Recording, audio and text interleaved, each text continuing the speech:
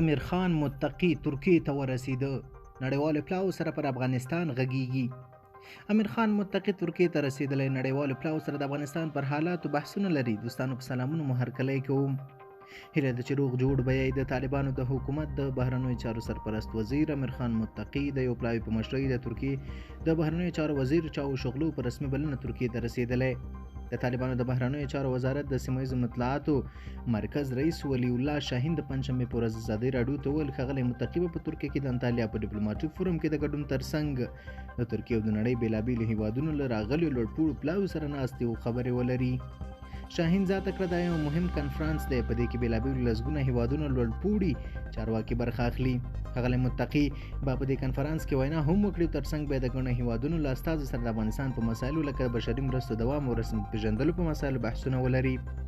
د انطالیا فورم د مارچ د 14 نیټې څخه تر 14 نیټې پورې ډیپلوماسۍ د بیا تعریفولو تر سرلیک لاندې جوړیږي.